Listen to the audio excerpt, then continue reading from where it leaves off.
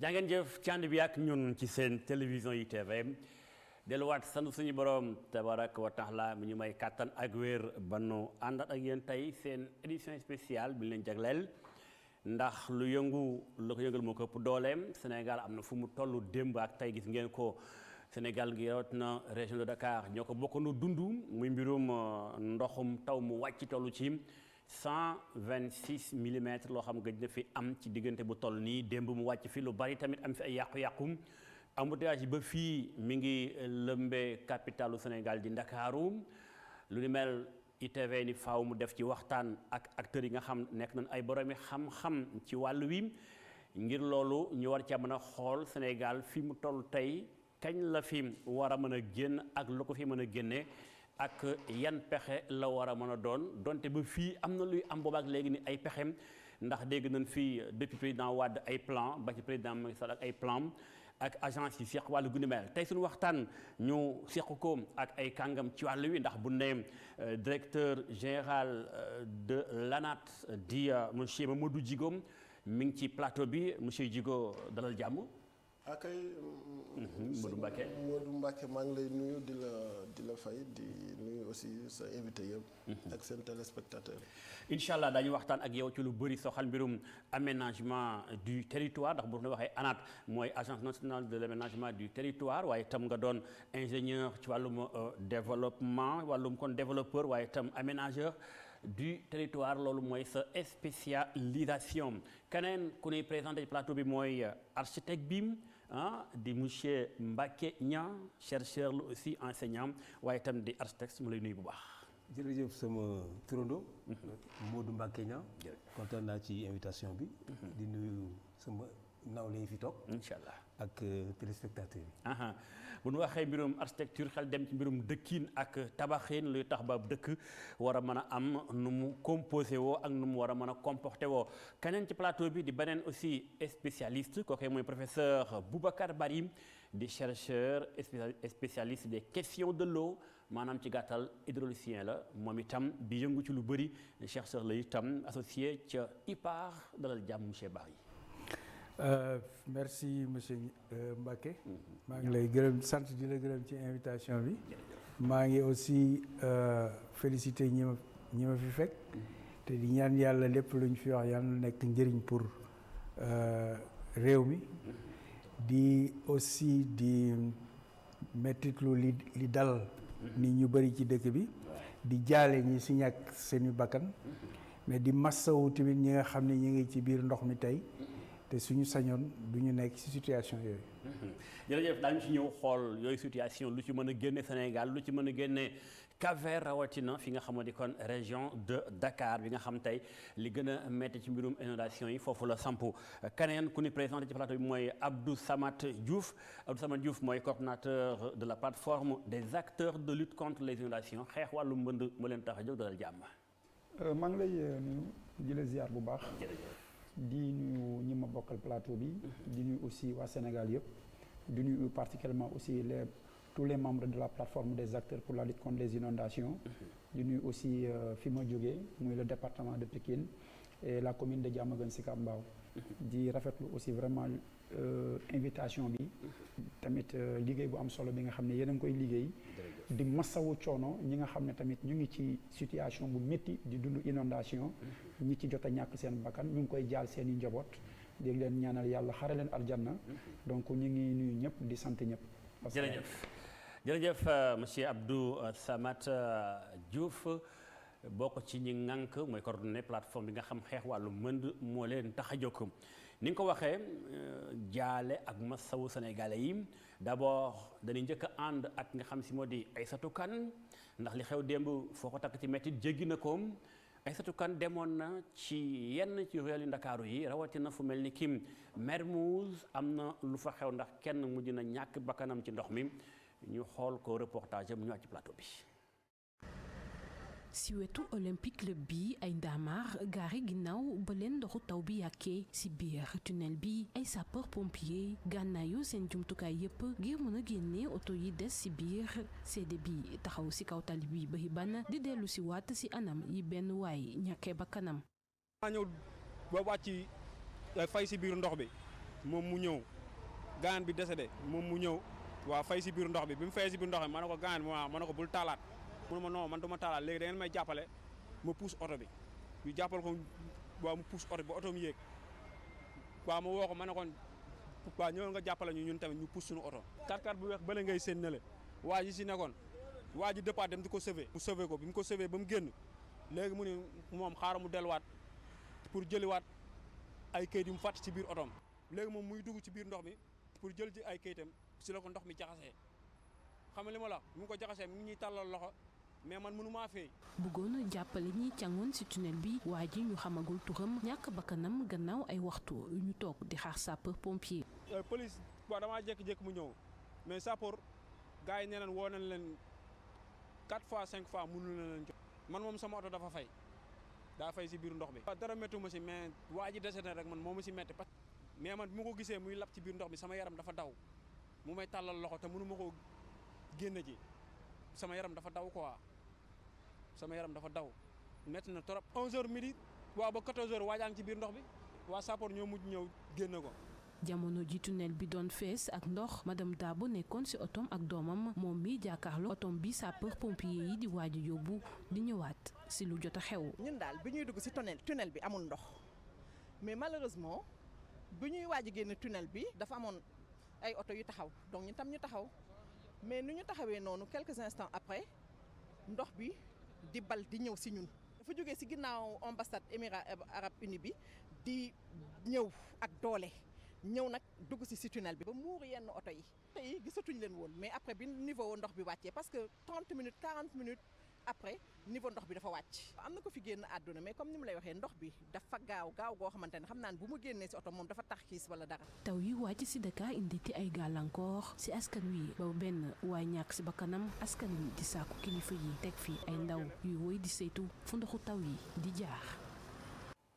Aïssatou Kane jaajëfal mbooleem équipe bi ànd ak moom boobaak léegi ndax dem métti woon na lool delluwaat di jaale ki nga xam moo ci ñàkk bakkanam ak ñi amee gaañu nga ñàkk seen ay matériel ndax li yàqu bari na ma tàmbalee ci représentant de l'État officiellement monsieur Mamadou Djigo nga doon directeur ANAT en tant que tey koo xamante naa wax ni yaa fi nekkal nguuru Sénégal lan mooy njëkk a doon sa kaddu jëm ci li xew démb ak ni nga seetloo dëkk bi ba fii bi ngay ñëw gis nga ni embouteillage ba léegi mi ngi ci biir Sénégal ci biir Dakar rawatina. voilà maa ngi profité ci occasion bi pour jaale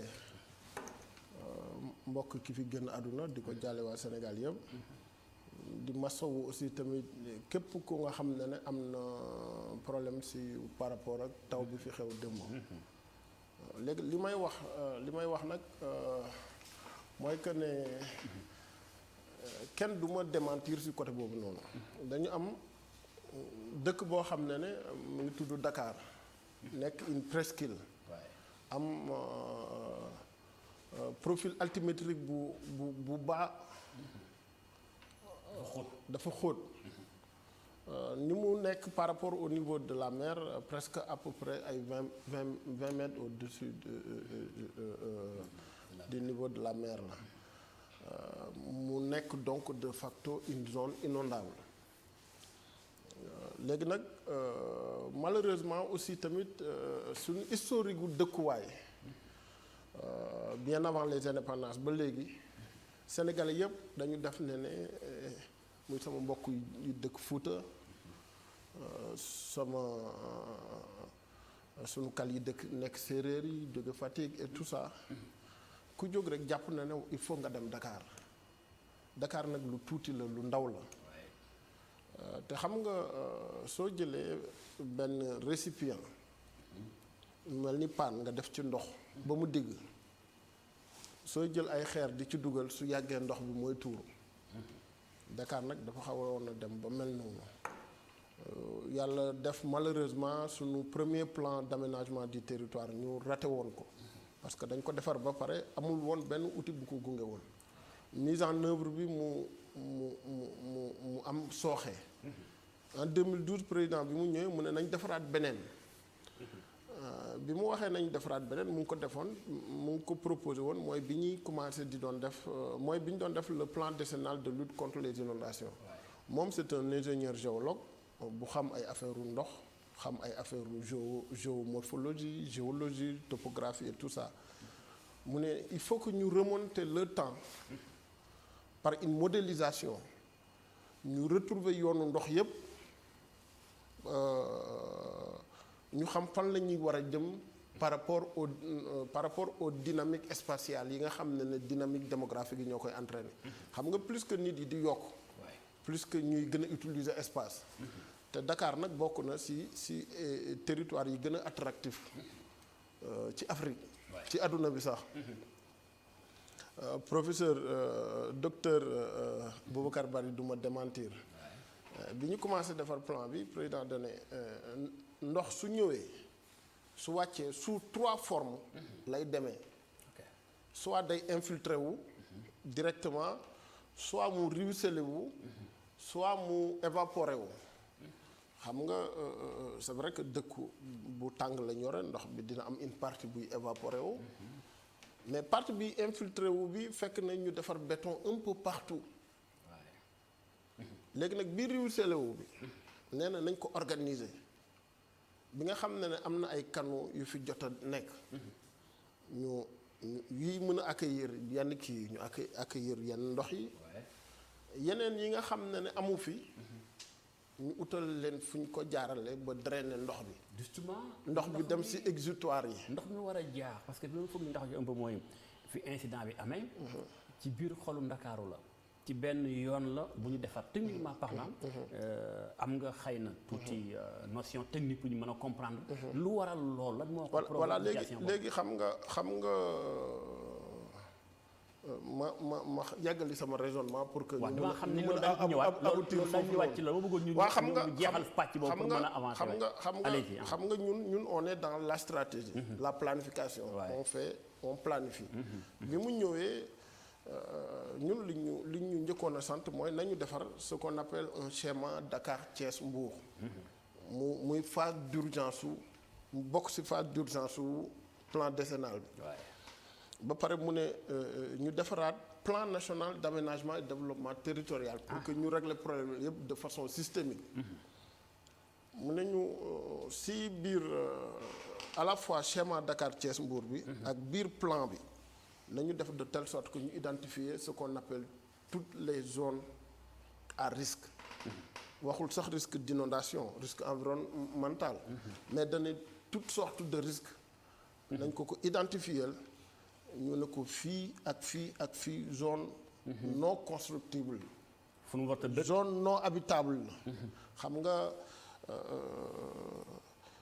les zones inondables non constructibles ñu identifier yëpp teg ko ne fii désormais nit dootu fi dëkkati les zones à risque technologique mooy comme li fi xewoon par rapport ak ammoniac bi fi amoon rayoon fekk ay nit si wetu usine yeeg yooyu yëpp mu ne nañ ko defaral su plan bi pare am benn loi bu koy gunge su loi bi amee tamit am ay décret yu koy gunge yoo xam ne dina am ce qu'on appelle le visa de localisation loolu mooy tax ñu mën a xam dinañ si ñëwaat ay point fi ñu war a dëkk fi mu tëdd fi mu bàyyi ba nekk ndox très bien nañu wax léegi si ñu koy xotal foofu ba dem xooli un peu Abdou Samad Diouf tey mën naa wax ni bokk nga ci ñi xeex mbirum mbënd mi ci biir Ndakaaru ak li ko wër ci mboolem ci biir Sénégal d'abord li xew démb Dakar yàgg sa plateforme di xeex mbënd lu ngeen njëkk a taxaw seen xel dem ca ci Sénégal li moo koy indi.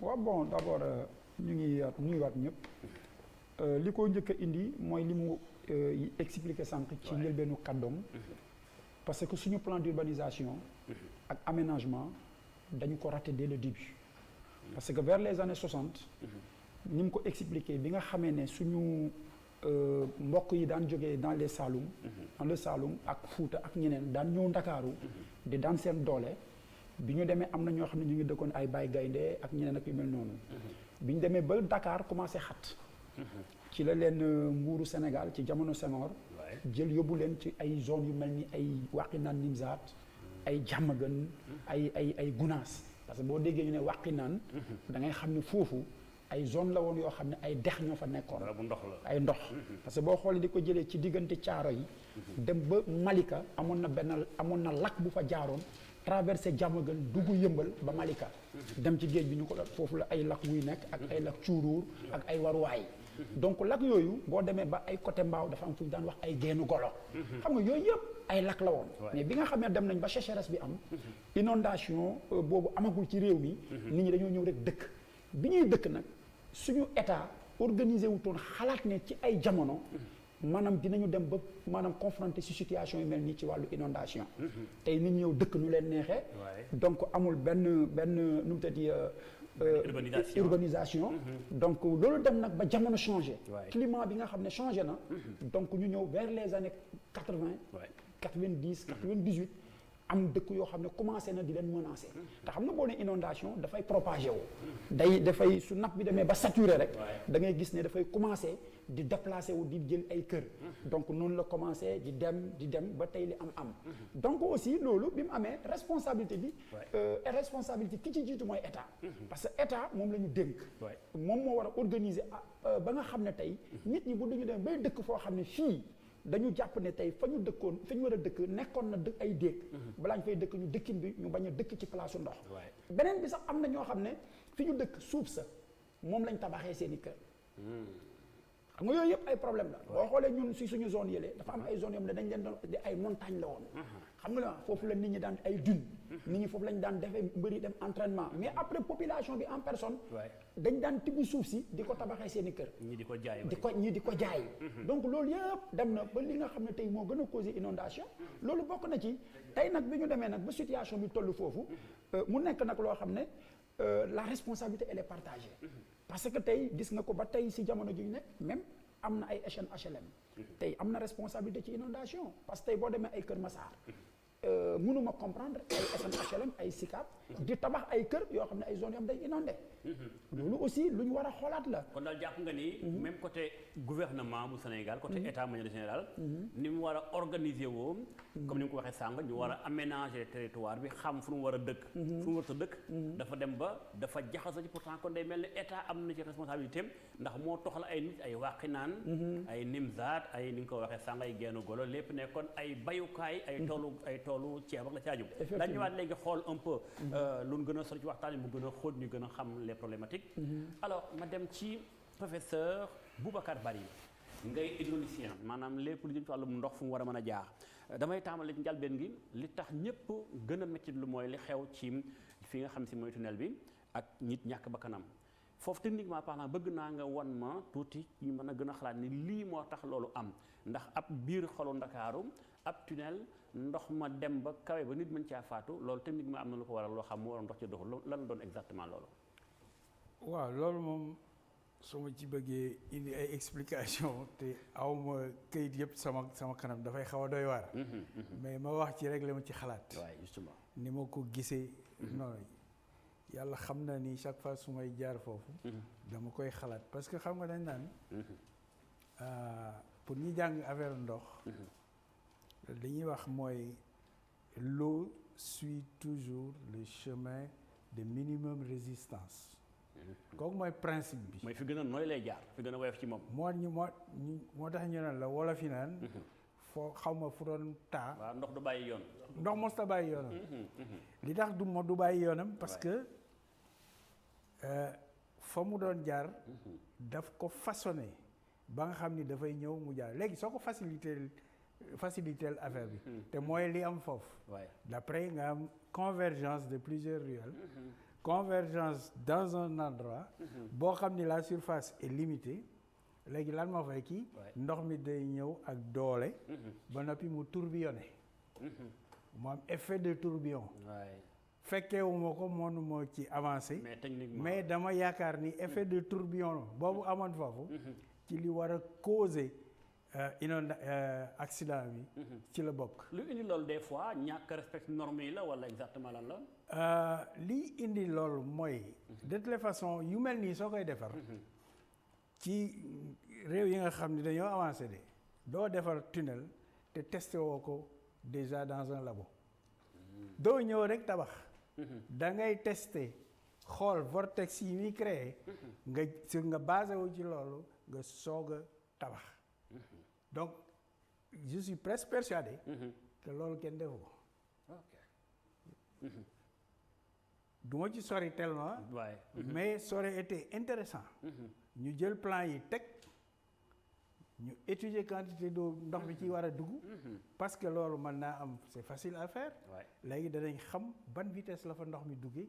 ak quelle est la puissance de ce tourbillonnement. sànq nee nga jaar nga fa. ba nga ko xoolee yaa ngi ko doon njoxt kon bettu la.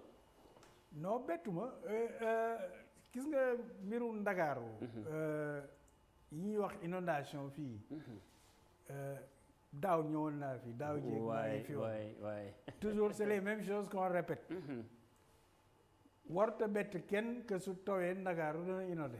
alors justement bu rombee point boobu nga romboon bettu la yan point nga rombaat nga jàpp ni lu mel noonu mën na faa am ba mu indi. mais dafa bëri ci dëkk bi foo xam ne dañoo tabax fu ñu warta tabax. yan point nga jàpp point yoo xam ne mais soo jëlee Philippe Maguilène Senghor. waay. xoolal zone boobu. oui aussi soo ñëwee nga construire benn autopont quelque part. te prévoir woon nooy évacuer ndox mi. mais ne sois pas surpris que ndox mi dugg ci kër jàmbur yi. c'est-à-dire à la limite. dañoo dem et ça mën naa ko comprendre. parce que Sénégal tous les 10 ans dafay am sécheresse. yéen a ngi fàttaliku. man maa ngi fàttaliku bu baax boobu maa ngi nekk élève. nekk Prytanée dans les années 70. il y avait la sécheresse ba nga xam ni le marigot de Bango là mënoon nañu ko traverser sax à pied. en 83 il y a eu la sécheresse. dans les années 90 il y a la sécheresse. Normalement soo analyser le cycle de l'hivernage des précipitations des saisons presque tous les 10 ans am nga une répétition de la sécheresse. lu tax ma commencé ci sécheresse parce que en fait lu bëri luy am sécheresse yi ko précédé woon ñoo ko créé. lu tax premièrement nit ñi seen bopp dañ doon gis fii da doon taawatul xaaral ma ñëw sëkk ko ñëw dëkk si. kooku mooy ñun ñëpp gis nañ ko loolu mooy li am. beneen affaire bi mooy aspect physique bi muy créé. Ndakaaru c'est une ville il faut oser se le dire de manière très simple pour que ñu mën ko régler mooy c'est une ville où les sols sont hyper saturés. lan moo indi hypersaturation boobu. tout le monde est sur une fosse septique.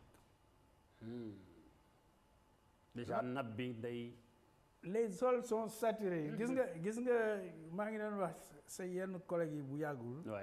parce que xam nga nit ñi ndox mi nekk en surface rek la ñuy gis ndox mi bëri na mais ndox mi nekk ci biir suuf moo ëpp ndox mi nekk ci surface à l'échelle du globe. il faut nga xam ko. ndox mi daw ci biir suuf si te ñu tuddee ko eau capillaire. moo ëpp ndox. mi nekk ci géej gi ak ci dex yi. loolu mooy principe de base. loolu soo ko xamee ba noppi li ci topp mooy. capillarité boobu ndox moomu nan laa ko war a mën a wàññee. loolu lay tubaab di wax drainage. waaw da nga koy def drainage mooy nga wàcce ko. très bien. wàcce pression parce que c'est une question de pression. voilà parce que ndox xam nga ndox dañ la naan ndox dafay jóge toujours sur la colline dem dans la plaine mais du jóge ci la plaine dem sur la colline. sauf nga def élévation mécanique. mooy sauf nga def station de pompage. ndox du yéeg. mais ci biir suuf c'est l'inverse. ci biir suuf. mais c'est l'inverse ndox dafay remonter. day yéeg day remonter bien sûr parce que am na lu ko. voilà su remonter nag nga intercepter ko. mooy nga li xale yi di wax nga capter ko. léegi su boobaa loolu mooy drainage. mbaat loolu mu doon fu mel ni zone de captage. mais loolu moo taxoon kii jamono xam nga ñun dañoo xaw a doy waar. honnêtement dañoo doy waar mooy parce que moo tax suñu may wax ay planification urbanisme yooyu. honnêtement ay rey la may def des fois. parce que dafa may wóor ni yéen lu stratégie yi ngeen di génnee yu baax la. lu war a mën a yóbbu réew mi ci kanam. mais dañoo politiser mbir yi. il faut oser le dire. les maires les chefs de quartier les chefs de village des trucs des gens qui ne devaient même pas avoir voix au chapitre. d'accord ñu ñëw dugg ci mbir mi. te danaa wax benn affaire. Ndakaaru ay lac ñoo ko waroon. bien sûr moom wax na ko. benn chapelet de lac moo waroon Ndakaaru. tey soo ko bëggoon xam tey soo laajoon grand sëriñ de Dakar. maa ngi koy nuyu au passage parce que dama ko mos a dégg il y a 3 ans. Et il a toujours frappé mon attention ni mu ko doon expliquer. ndox miy jóge fii dem fële ndox miy jóge fii dem fële. très bien voilà loolu. bon danañ si dellu si waat. daañu defal léegi incha allah daañu gën a xóotal xool un peu fan moo nekkoon bu doon ñun waa Kajoor Saloum dañuy wax déeg yi. fan moo nekkoon ay déeg fan moo nekkoon ay dex. te tey fan moo nekkoon fii ñu toll tey jamono jii ñu toll nii fii nii. CSE mën na laa wax fépp fu ndox war a mën a taa ci ndax ci réew mi waxuma Sénégal. waaye ci réew mi yëpp. ci benn échelle. parce que ils ont les images. ci loolu sax ma liggéey ANAT aussi loolu sax ma liggéey ANAT aussi daañu ko léegi incha allah ñoom am nañ ko. CSE am na ko. les outils existent. très bien les spécialistes sont là dans ce pays là. mais bon Dieu de bon sang nañ leen teg si kanam jox leen kii. jox leen moyens yi alors daañu ci ñëw léegi professeur Boubacar Bari di hydraulicien alors ma ñëw ci architecte bi nga xam moom mbirum tabax. bu ma laajee sàng li Boubacar Bari wax ni am na fu mu romb fu bëri mais lim gis ci tunnel bi ba li xew bettu ko est-ce que yow def nga même constat bi biir Ndakaaru wala biir Cap-Vert laay wax nga dox fenn xam ni fii ni ko liggéey baaxul est-ce que loolu mi ngi lay dal.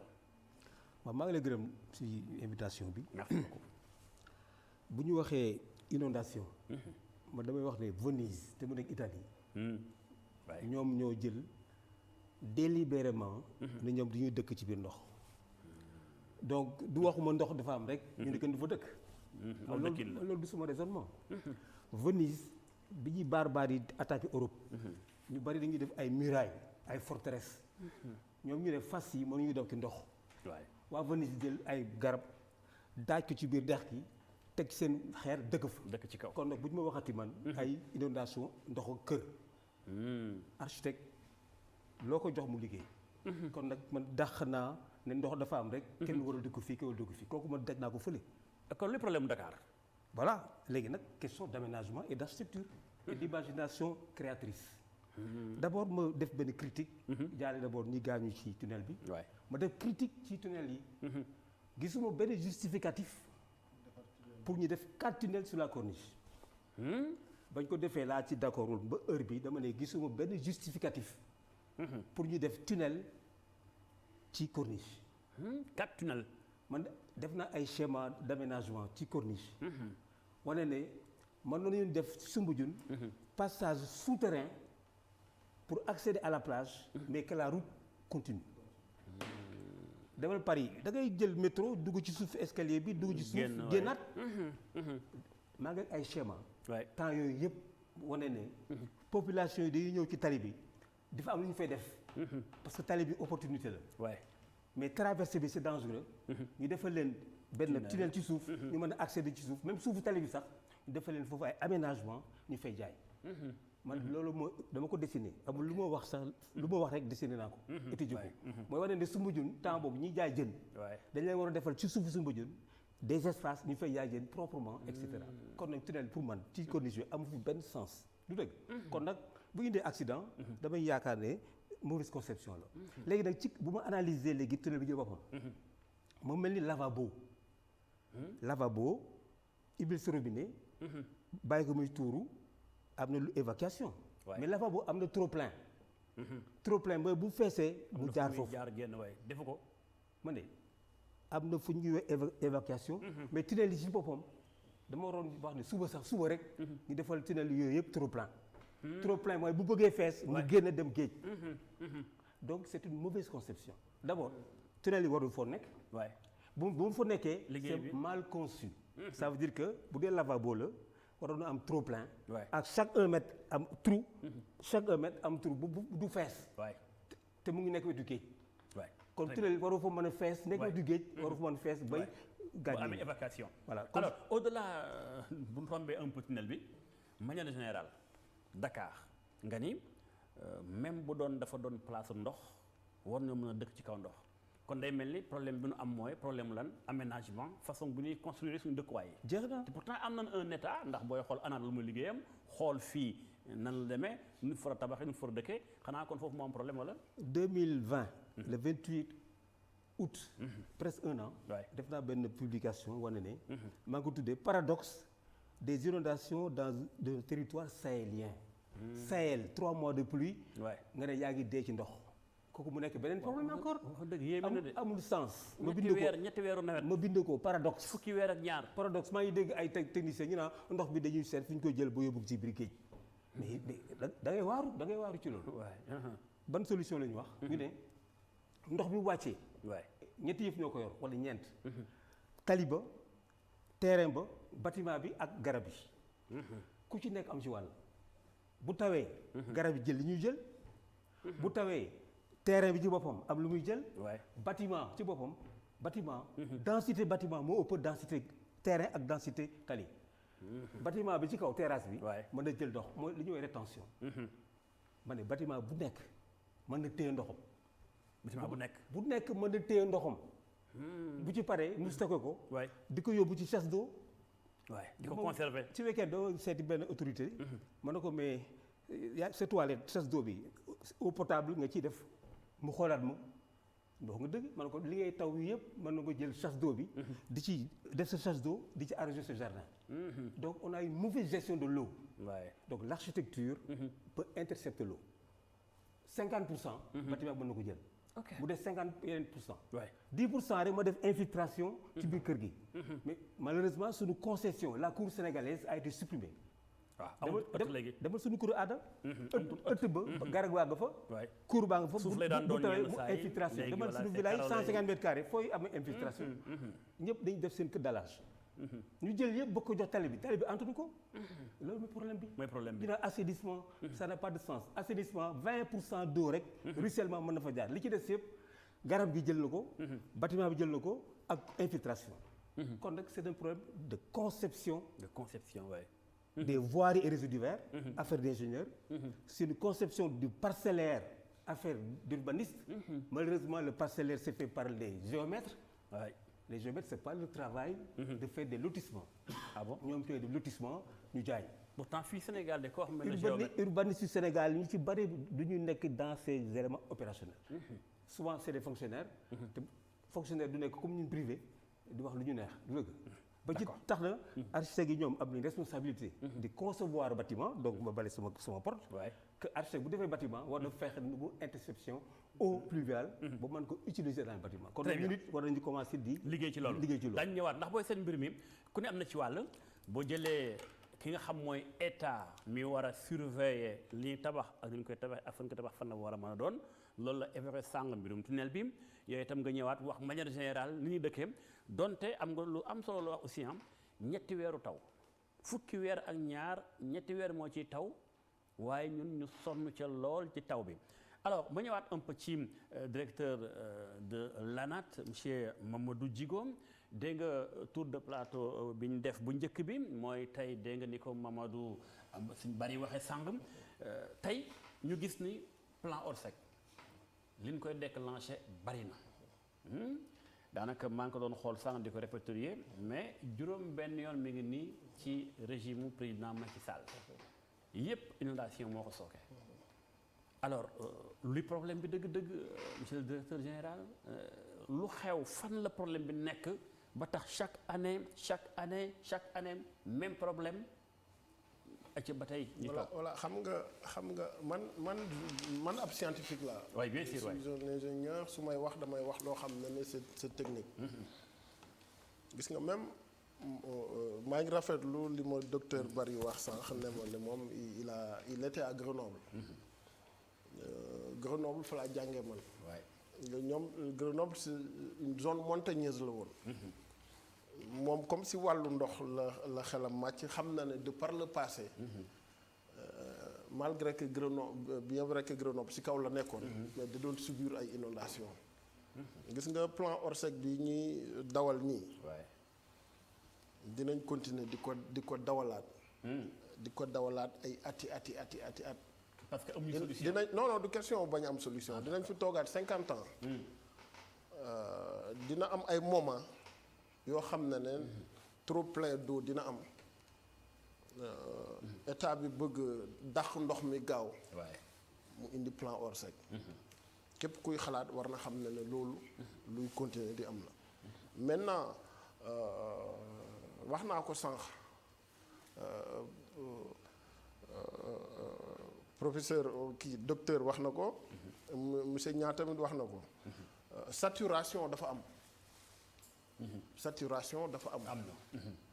te comme accident la woon de par le passé boo xam ne mënuñu toog tey comme ni ma ko waxee woon bi ñu doon commencé defar plan bi dañu ñëw ñu defar la cartographie diachronique ñu remonté ba année 1900. ok. li muy lag yi ñuy wax yëpp ay lag wuruwaay ak ay lag mbëtt ak yooyu noonu yëpp. soo ko jëlee woon si Gueule Tapée bi. dem ba côté Philippe Maguilène Senghor. ba wàcc presque ngan di maamu bassin la bu bassin versant bu rëy la woon. ak ay lag yu bëree bari. bi ñu xoolee évolution urbanisation bi. ñu ne suñu waroon a tegwaat kër yi nga xam ne ñoo occupé wu yoonu ndox yi. ñu tax ba li am suñ ko naroon a teggi presque Dakar gi yëpp la ñu teggi te loolu amul benn gouvernement amul benn état. amul benn nit bu ñemee ne naa dindi presque 80% wu dëkkuwaayu ñu Dakar yi. amul kenn mais monsieur Djigo loolu mooy problème Sénégal kon loolu problème ma àggale foofu ba Sénégal doon un état ñu fi mas aw yëpp am ay ingénieur yu fi nekk jànge fu ne xam-xam lu ci ne am ñu toll fii mais loolu c'est catastrophique. non bàyyi moom ma yeggal yi pour que mun a comprendre léegi xam nga fekkoon na solution radicale bi la mooy que ne dañuy ñëw rek nee nañ yoonu ndox yi kat fii la woon fii moo taawul woon nañu teggi kër yooyu yëpp suñ ko naree def dinañu teggi presque 80% wu ñu dëkk biir Dakar. monsieur Diouf a ko doon wax sànq. moom xam na historique bi bu baax a baax. parce que ñun on a remonté le temps pour mën a xam carrément li am par rapport aux inondations. léegi li fi des. mooy drainer le maximum d'eau. pour yóbbu ko ci yenn exutoire yu ñu kii. li ci des mooy aussi tamit ñu gën a sensibiliser nit yi pour que wax leen ne taw bi su ñëwee désagrément dina am taw bi su bëriwee ndox bi dina am mais sénégalais yi bañ a confondre taw ak précipitation non kii kay taw précipitation ak inondation xam nga inondation mooy que ndox bi ñëw na stagné na yàgg na fi mu ngi créer ay dégâts yu bëree bëri ak taw boo xam ne dafa ñëw ndox bi bëri na mais war na dem soo xoolee démb ak tey démb bi mu tawee ndox bi dafa bëri woon blocage yu bëri ñoo amoon mais tey presque quartier yu bëri yoo demoon nga doon seen ndox bi sax oto yi di bloqué wu foofu ndox bi fekkatoo ko fa cela veut dire que ne côté drainage bi am na liggéey bu bëri bu ñu si def bu rëy bu ñu si def maintenant nag il faut que aussi comme ni mu ko waxee sànq dañu nekk si zone boo xam ne c'est une zone basse kenn du ma démentir si côté boobu tamit soo jëlee sa buntu kër nga ñëw remblayer ko da nga perturber da nga perturber ruissellement bi nu mu doon demee docteur mu ngi ko doon wax sànq par rapport au tunnel man ni ma ko jàngatee bi ma gisee tourbillon bi je me suis dit que ne ay mbedd yu bëri yu dajee la mu def genre exutoire nga xam ne ay mbedd yu bëri yu dajee su ku nekk su àndee sa ndox day am tourbillon maintenant nag mon doyen wax na ko waaw Mbacké Niang wax na ko il faut que ñu defar fa ay kii yoo xam ne si au niveau du tunnel pour que ay trop plein yoo xam ne ndox bi voilà ndox bi du feesal tunnel bi loolu c'est hyper intelligent je pense que voilà c'est une solution maintenant loolu tekki monsieur le directeur bu fekkee tey tout le temps am nan ay état boo jëlee lu gën a ndaw su Wade plus de 70 milliards ñu defoon ci ay infrastructure da def ko ci ay assainissement pour bëgg ndox yi war mën a dem président Macky Sall ñëw teg plan décennal ñi ngi wax plus de 760 milliards francs CFA ñu tolluwaat ci ay détails yu mel nii naan bu amoon lii bu amoon lee lu xew dafa amul suivi ci projet yi wala non am na suivi ci projet yi te man non du manque d'ingénierie sax man xam naa ne effort yi ci état bi def su ko defluwul woon catastrophe moo doon am carrément effort yu ñu ci def yi de 2012 à aujourd'hui suñ ko deful woon catastrophe moo doon am instant lu gën a métti li am nii. lu gën a métti fukki yoon mooy am nii maintenant nag il faut que ñu comprendre que ne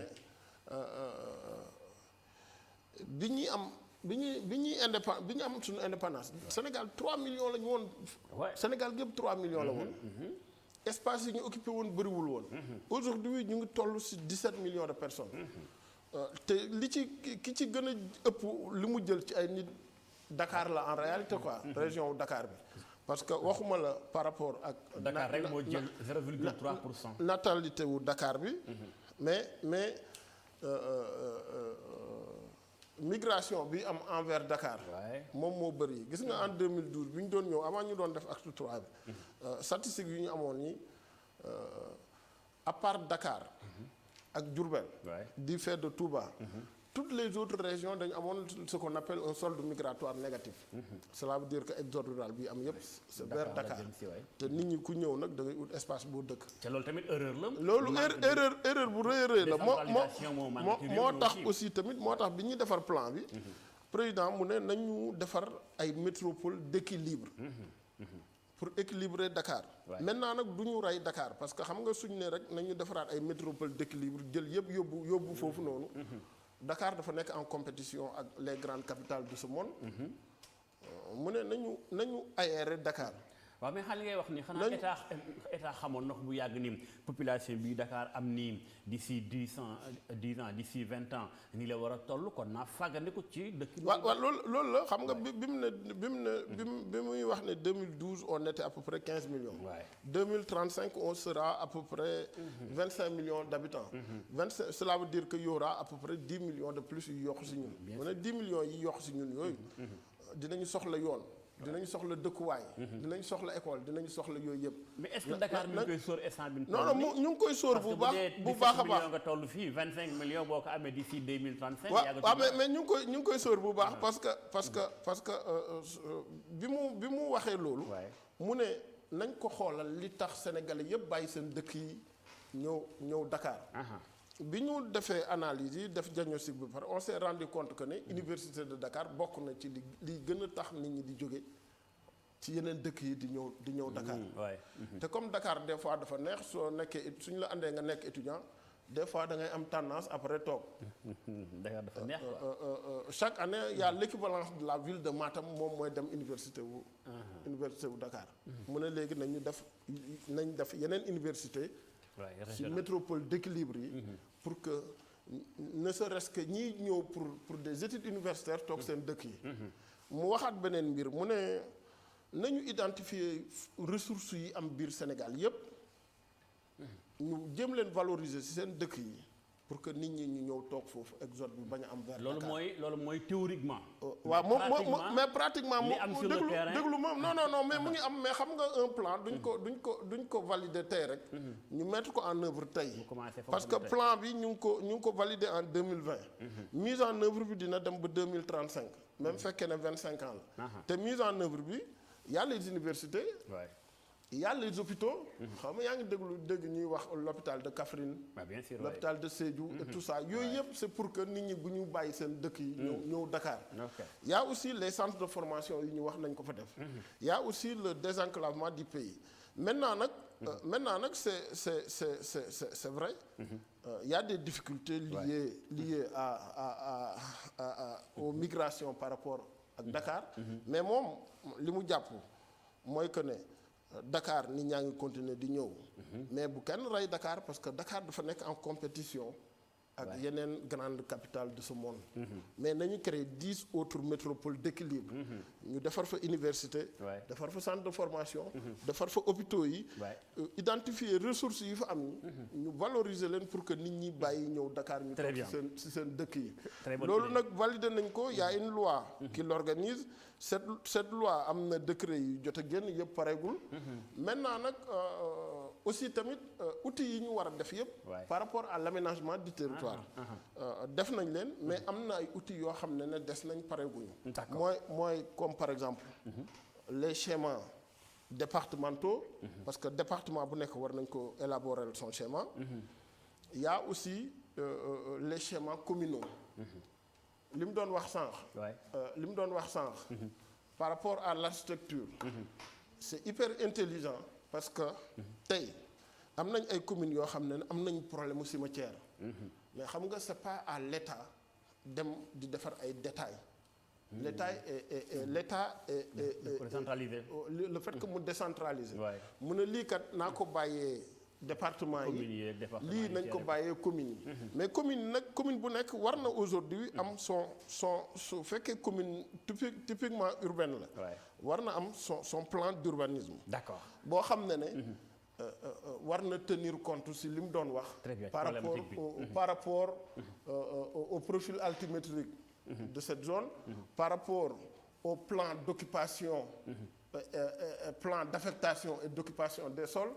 par rapport aux services, par rapport même à ce que nous appelons nous l'inventaire communal. yooyu gis nga bés bu ñu ko réglé dinañu toog mën a régler problème inondation. maintenant nag chaîne bi ñun dañu ñëw fekk chaîne bi entrecoupé wu. foofu nag la nit ñi war a xeex bu rëy. pour que nit du ñëw am terrain ba pare. ba tabax ko ba pare. di soog a dem uti ji ay permis de construire rek. lépp dafa war a am nu mu ko agencé dafa war a kiyante. Sénégal am na l'État mun na am responsabilité ci benn mbir. mais citoyens yi aussi tamit. am nañu cër bu rëy responsabilité naa ñëwaat léegi ci yow ñu àggale cër bi citoyen am ci wàllu guni mel ndax ñëpp a ci am wàll. alors ma dem ci Amath Diouf Abdou Samad Abdou Samad Diouf Abdou Samad sëñ Abdou tey ñu ngi koy wax yéen mboolem ñi amee ay kuréel di xeex ci mbirum xeexum mbënn ci biir réew mi yàgg ngeen a wax ne ana fan la koppar gi jaar ndax bu ñuy wax na plus de 700 et quelques milliards ci 10 ans yi ñu génn ak 70 milliards u président Wade ca ba léegi tey mbir mi ngi nii est-ce que bokk nga ci ñi amul jaaxle ci ni est-ce que xaalis bi fu ñu ko investir ak nu ñu ko investir bala may demaat ci professeur Barry. waaw xam nga question boobu nga wax. dafa am solo. parce que tey xam nga li ñu wax ci xaalis bi ñu dugal ci inondation. parce que quoi qu'on puisse dire l'État a fourni des moyens colossaux. ndax inondation comme ni ma la ko waxee bu ñu waxee dëgg rek comme ni mu ko waxee ay état def na ay effort parce que tamit lu bari fekke nañ ko te bu njëkk boo daan dégg inondation dafa am ay gox yu bari yoo ko daan dégg fu mel ne Jidda Caaroy Kaw fu mel ni ay Gunaas ay Waxinaan comme ni ñu ko waxee ay ginnaaw raay mais boo xoolee par rapport ci at yu njëkk yi am na lu bari lu wàññeeku foofu parce que tamit am na ay projets yoo xam ne état teg na ko ci temps de Wade mooy ay projet 1 donc ak bi président Macky Sall ñëwee indi le programme décennal donc am na ay jéego yu am mais aussi li ñu wax ci xaalis bi ñu ci def donc dañu jàpp ne dafa bari parce que 766 milliards am taux d'exécution 66,5% pour ñun xaalis bi bari na bari boo xam ne jàpp nañ ne li ñu jot a def ci xaalis maanaam waroon nañu am lu ëpp ci résultat li nga xam ne ci la fi la ñu toll tey parce que effectivement parce que tey d'ailleurs ñu ngi ni déclenché nañ le plan Orsec combien de fois lañ déclenché plan Orsec de 2005 jusqu'à nos jours ci jamono Macky Sall 6 plan Orsec lañ déclenché jamono Abdoulaye Wade 3 2005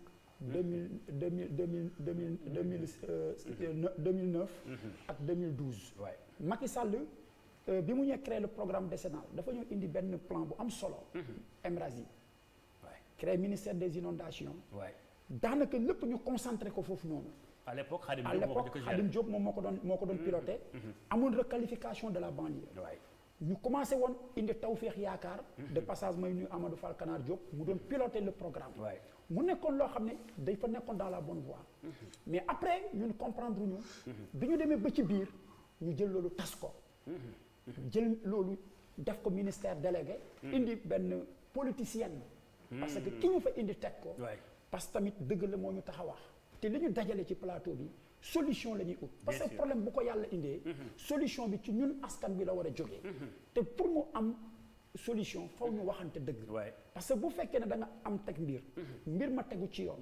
bu nekkee ne rek li ngay jublu li ngi ci njëriñ pour askan bi rek boo ko tasee rek.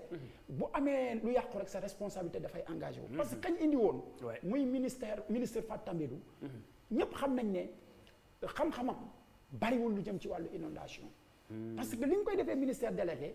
ba gis nga coow la ci mujj digganteem ak ki nga xam ne moo nekkoon Diène Farba Sarr jóge fa ñu indi Pape Gorgui Ndong suma tonton bi wax na ko sànq il faut que ñu inondation ñu bañ ko politiser il faut que ñu jël ñi nga xam ne seen xam-xam dafa màcc ci inondation ñu jël jox leen ko parce que autant d'argent injecté ci inondation te jusqu'à présent le problème est toujours là dafa am nag lu fu ñu toll mooy li ñu wax man toog naa ak njiiti réew mi yàggul jot nañ ci waxtaan honnêtement ma wax ko li ma xalaat parce que dañu jàpp ne tey ñun acteurs yi suñu combat c'est juste pour assister les populations. waxtaan ngeen ci mbirum solution bi. effectivement non parce que li ñu ci wax man dama jàpp ne moom il n'est pas un technicien ci li ma jàpp bu mbir mi réew mi amee problème responsabilité bi jiitu ki ñuy njëkk a xalaat c'est le président de la République pour solution bi njëkkee war a génn ci moom la war a jógee moom dafa am ay techniciens comme le directeur ak ñeneen ak ñeneen ak ñeneen ñoo xam ne seen xam-xam dafa màcc ci lu jëm ci wàllu inondation pour ñu war a mun a ut nan la ñuy def ñooñu pour décanter la situation ñooñu ñooy xayma ñooy wax lan lañ war xalaat liñ war a def pour ñu mën a saafara problème bi suñu xayma xamal ko ne ko lii lañ war yaakaar ni ci koppar suñ ko amee ci fii ci fukki at lii war nañ ko mën a saafara waaw léegi bu fekkee ne yow rek uti nga moyens yooyu ba jox leen ko su fekkee ne solution bi nga bëggoon amuloo ko day nekk sa responsabilité nga auditer day nekk sa responsabilité nga jël say matuwaay sanctionné parce que mbiru ñëpp la bu fekkee ne li ngay joxe c'est l'argent des contribuables bu fekkee ne yow yaa ko uti si ay pexe ndax dox naa ko ma ne ko bu fekkee ne da nga am ay gan yi kiy togg mooy soxna si moo xam lu ñu war a sóor ndax mbana la ñuy sóor wala fukki kilo la ñuy sóor borom kër gi lim am joxe bu fekkee ne mbir ma nag matul na mu war a motee war nañoo laaj ka togg lu tax nit ñi suuruñ la tax lan nit ñi doon xaar lañ la jox lu tax matul loolu day nekk responsabilité moom président parce que tey fi mbir mi toll ñu waxante dëgg déclenché nañ plan Orsec man jàppoon naa ne plan Orsec bi ñu déclenché jaru ko woon parce que wax na ko démb li taw Dakar tawul banlieue c'est vrai que taw bu njëkk ba bi mu amee dans la banlieue nekkoon na 84 millimètres am na famille yoo xam ne ci la ñu génn seen i kër là où je parle avec vous, y a des familles qui sont toujours dans l'emprise de l'eau parce que banlieue ni mu ko waxee sànq la nappe dafa saturé te boo xoolee nappe bi day contaminé bu xiinee sax nit ñi am problème mais nga xool tey li nga xam ne tey moom nga wax ci xaalis mission parlementaire yooyu ñuy wax defoon nañ fi benn mission d'information bi demoon nañ dem à la base ba tey xamagul lu fa jëlee très bien ñëw gëmloo président ne ko affaire bi RAS maa ngi déglu Mamadou Lamine Diallo muy wax lu doy waar mission boobu noonu moom ci la bokkoon bu demee ba ëlbateku te ñoom ñoo waxoon président ne ko affaire bi li ñu gis xel dal na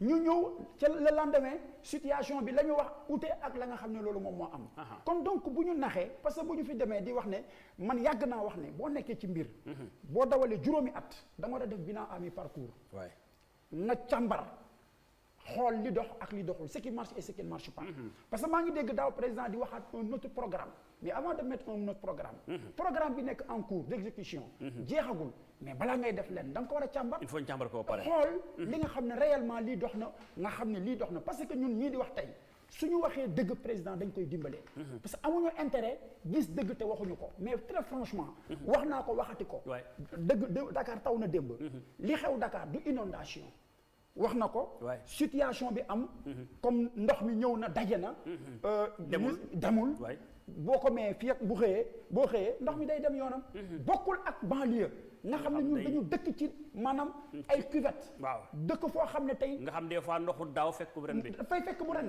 yaa ngi may dégg baax loolu yëpp dafa nekk ay problèmes yoo xam ne ñun dañ koy jànkonteel kon donc tey bu fekkee ne loolu dafa am rek gars yi profito gëmloo président ne ko nañ déclenché plan Orsec c'est-à-dire xaalis bañ cay dugalaat kon daal gars yi wër président di ko gëmloo yenn yoo xam xëy na taxawul bëgg ñu soppi doxalin non man franchement je ne dis pas que nag ni ñëpp la parce que pour dire honnêtement am na ñu ma ci xam. Ouais. ñoo xam ne franchement.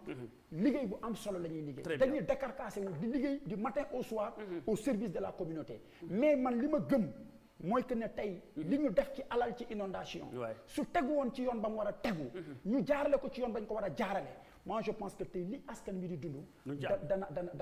dana wàññeeku bu baax a baax a baax. ma wax ni sax tey jii ministre bi dénk assainissement Serigne Mbaye Thiam mi ngi woon sur le terrain doon xool situation dañu ci ànd léegi incha allah ak sunu ndaw ba nu fa yebaloon di soxna Khadija Ndat Diouf waaye jàppale ni yaa ngi koy wax sànq Amadou Canara Diop wax na ko sànq jokko nañu ak moom indi na xalaatam ci plan Orsec ni ñu koy déclenché ci biir Sénégal est-ce que ni muy demee c'est la solution ou pas ñu teewlu kàddu Amadou Canara Diop ñëwaat ci plateau bi.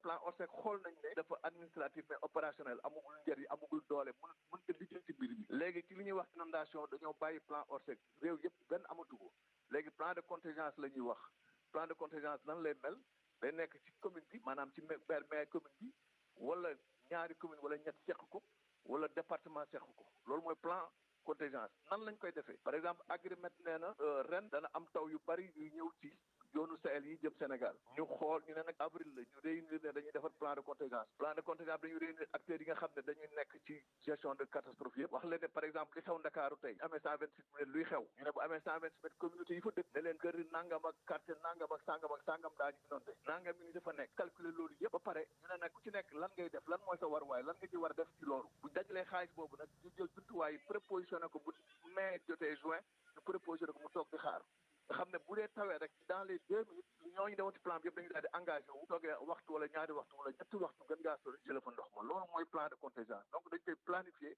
waajal ko bala muy ñëw ku nekk xam ci lan mooy sa cër loolu buñ ko deful buñ bàyyee ba ndox mi toog ñu ne président nee nañ def plan Orsec ñu déclenché plan Orsec dañuy waxtaan mais defuñu dara beneen bi Dakar bii inondé mooy ci dëkk boo xam ne moo ci ëpp assainissement donc bu fekkente ne tawaatu ci guddi gi bu ñu yeewoon suba lu ëpp ci ndox ma day dem plan Orsec jaru ko fi woon waxuma la ak plan Orsec national donc plan boo xam ni amul testé wuñ ko amul mbaa xamuñ nit ñi fay nekk xamuñu lu ñuy liggéey xamuñu matériel fa la nekk mais mënuñu ko déclencher ça c'est pas possible donc déclenchement bi ay caaxaan.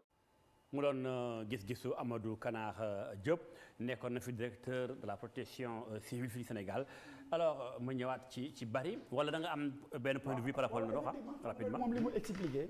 xam nga dañuy wax la catastrophe n'est pas une fatalité. moo ba pare mu ne il faut le prévenir s'y préparer pour l'éviter.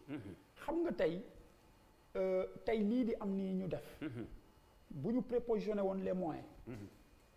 avant tey lii di am.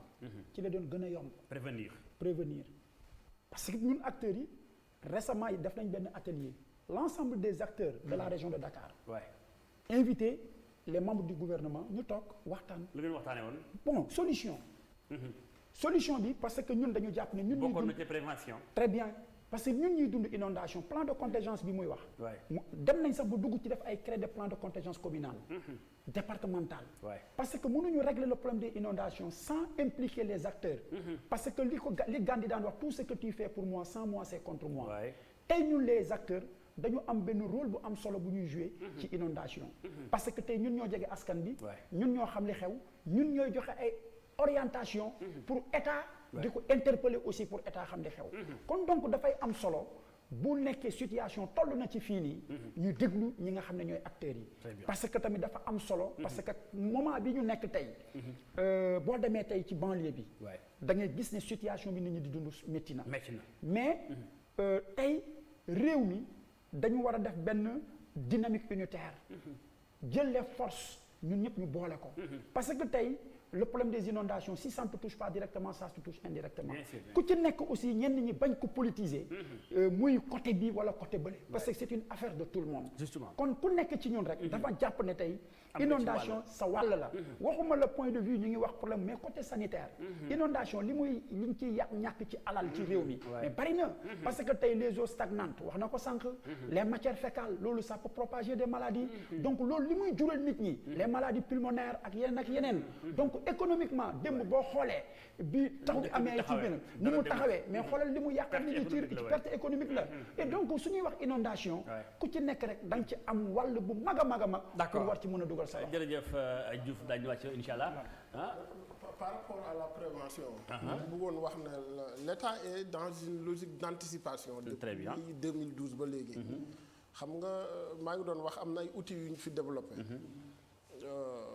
dañu defar un grand plan. boo xam ne dañ ko war a mettre en œuvre d'ici 2035. mais dans ce plan. ni ma ko waxee woon sànq.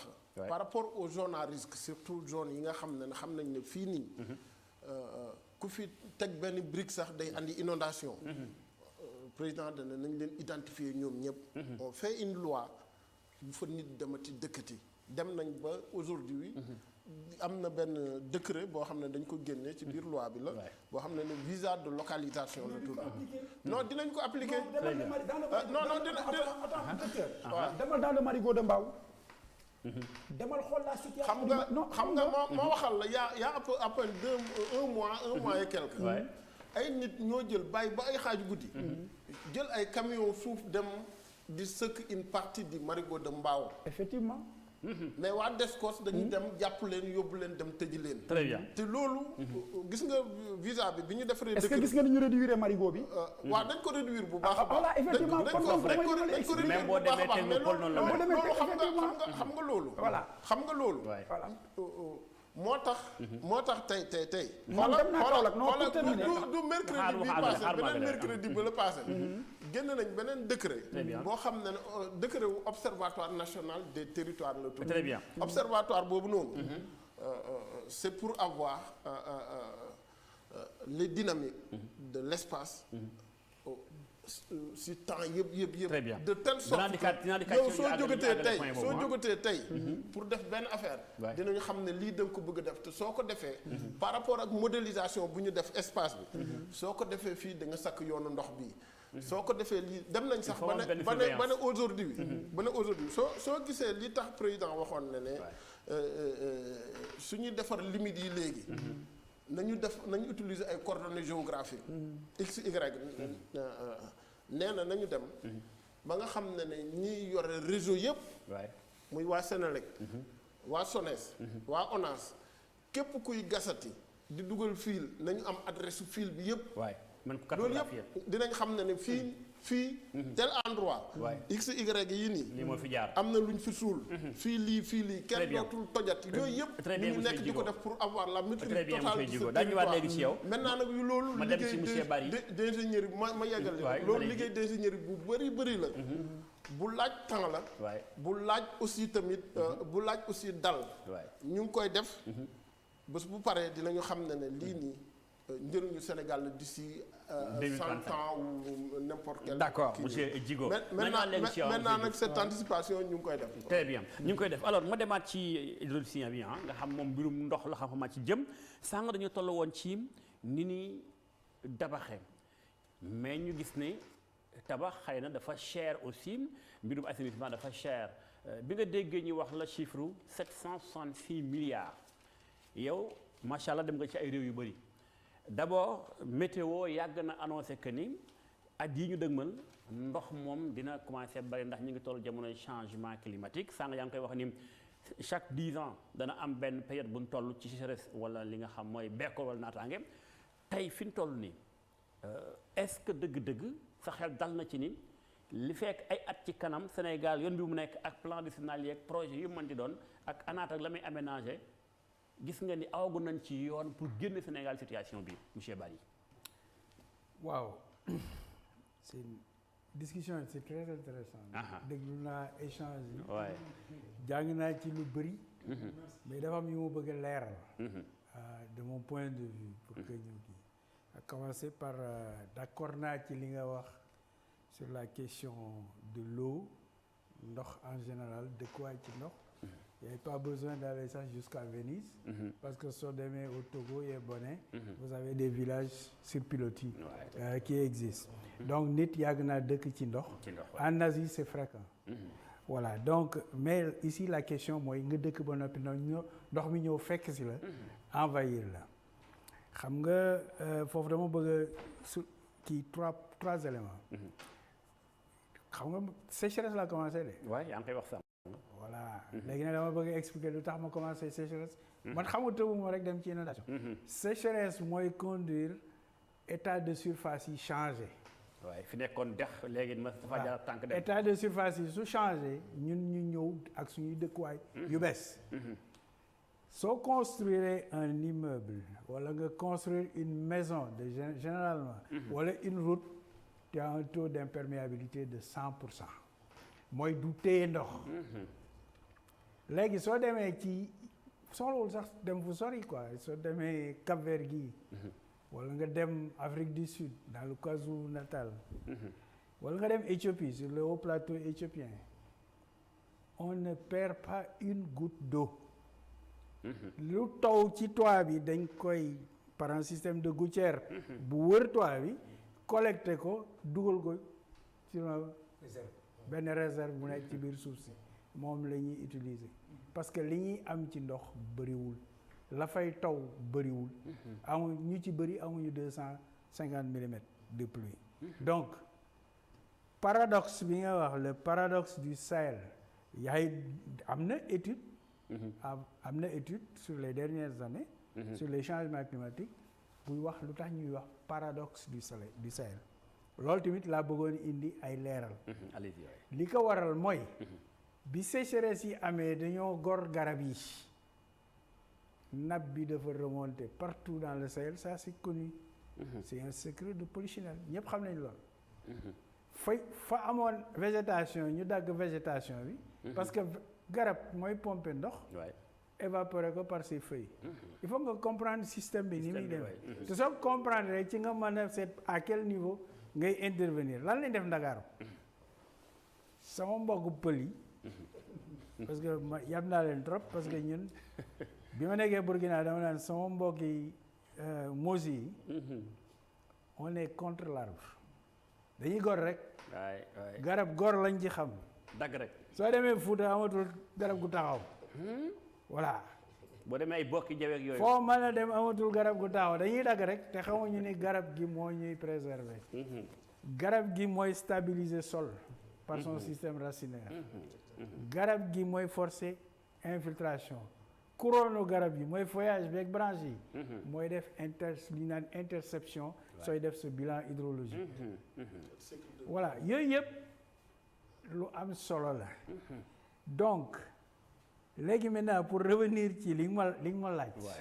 parce que li ngay tontu noonu ba tey yaa ngi ci am ndax boo xoolee Dakar environnement bi amatul garab non damay jéem a expliquer boo jëlee yeddu sonni fi amatul su néew wàññi ko amatul dara waaw moo tax ma ne la discussion bi c'est très intéressant il y a plusieurs points sur lesquels on peut discuter mën nañoo continuer discutons bi sur une très longue période man dama ciy jéem a indi ay firnde scientifique yu taxaw mais li xëy na firnde yi ngeen di wax ay solution yoo xam ne non solution moom am na du solution moom dafa am sax nañu waxante dëgg 126 millimètres daal ku ne c'est exceptionnel na ma wax sur quelle base que c'est exceptionnel kon du lu garaaw mais ça va ñi am 200 300 millimètres nañ ci benn ci en moins de 24 heures jox ma exemple ban dëkk mais soo demee Accra ñaari saison de pluie la ñu am dëkk naa 11 ans Accra benn yoon la ma sa inondé te la ma fekkee man ñaata la tawoon ñaata millimètres 304 millimètres du ma fàtte chiffre bi ba léegi 304 millimètres waaw fii 226 fii 126 nga ñu tëmb su fa 300 boobu tombé woon fu ñu day taali ñaan ñu ko yàlla sax parce que su boobaa te loolu inondation boobu erreur humaine la de du question taw bi te dinaa leen expliquer lu tax naa ñëw danaa xaw a sonal sama mbokk anaat yi quoi pourquoi parce que nit ki sooy tabax muy tali muy bâtiment ak lu mu mën a doon war ngaa mën a am système buy intercepter ndox est-ce que xam ngeen ni ndox mii di wala ngaan di dem ay milliards la ñu ngi yàq xaalis bu bëri la bu mu mën a jural koom-koomu réew mi suñu amee benn mode de pensée et de vision de la ville def une ville éponge loolu mooy lan ville éponge voilà mooy li muy produire ci ndox muy ndox xam nga dëkk day produire ndox yow sax da ngay produire ndox dëgg la doomu aadama day produire ndox fukki litre bu dugg ci dëkk 8 yi danañ génnaat dëgg la waaw day génnaat 8 yooyu di génnaat nag alal ju dul jeex la loolu mën nañ cee débat beneen yoon. koppar yu takku la yoo xam ni gars yi xamuñu sax li ñuy wax. su ma leen déggoo ñu ne dañoo jage géej nañ jël ndox mi sànni géej. yàq la. ma ne ñii lan la ñuy wax. am na lu war a dem géej.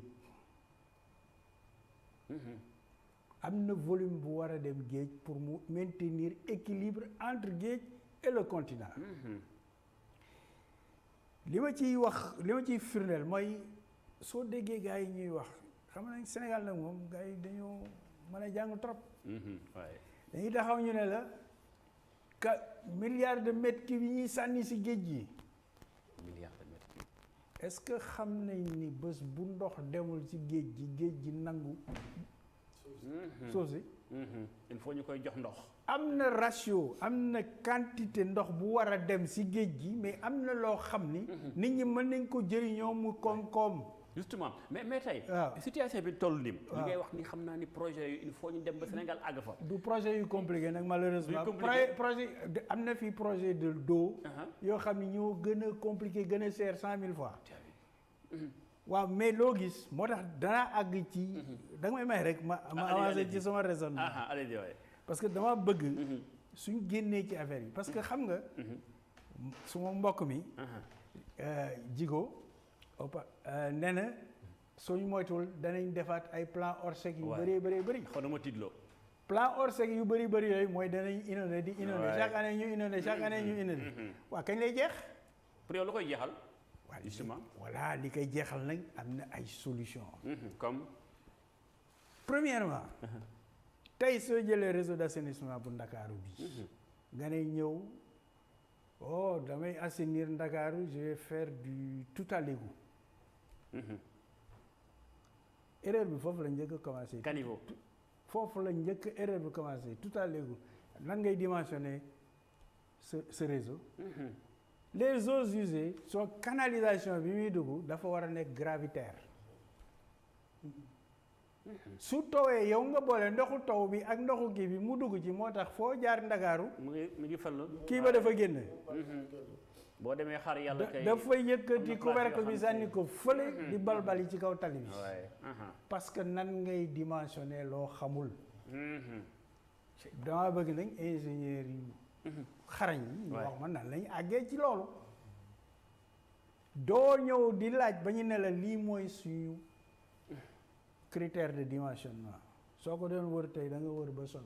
doo ko gis. waxuma ne amul de. du ñàkk am na. mais man ci sama seetlu. est-ce que ñi ngi doxal hydrologie urbaine correctement. pour yow loolu amul. est-ce que ña ngi koy jàngale université de Dakar gros point d'interrogation. xam nga ne hydrologie la rek. hydrologie c'est la science de l'eau. mais dafa am hydrologie continentale. fluviale. mais dafa am hydrologie urbaine. te ci hydrologie urbaine boobu nga mën a sukkandiku. pour nga design sa canalisation yi. te sooy design canalisation du quantité de pluie de moo tax ma ne la nit ñi dañuy juum dañ lay wax 126 millimètres c'est pas ça problème bi c'est l'intensité maximale moom ngay utiliser pour nga mën a dimensionner ce réseau. est-ce que ñoom yor nañ ko waxuma ne yoruñu ko de. je pose des questions léegi nag lañ war a def. ci dëkk bi suñ bëggee vraiment régler suñ problème une bonne fois pour toutes. nañu toog ñu càmbar. l'hydraulique de manière globale au Sénégal. que ce soit usage domestique. que ce soit assainissement. nañ superposer tous les plans d'adduction. tous les plans de distribution. ak les plans d'urbanisation. mais dafa mel ni su ma déggee sax monsieur Barry. waaw plan décennal yi ñu teg yëpp. ak milliards yeeg yëpp depuis Wade ba ci président Macky Sall bu loolu laajoon xalaat da nga naan ko non bul teegoon xaalis bi noonu mais baal ñu tàmbalee fii. non xam nga fii dañuy dem dans la précipitation. malheureusement loolu mooy li ñuy dal. parce que tey ñan ñooy profiter ci inondation yi. nañu waxante dëgg mooy ñiy jaay moto pompe. man je suis. est-ce que pompe mooy solution bi. man je suis hydraulicien. su may dox ci dëkk bi am na pompe yu may gis. mais ki lay jaay pompe sax xamul li mu la jaay. pompe buy ngacc ndox muy taa c'est différent de pompe buy ŋàcc ndox ci dex di roose tool.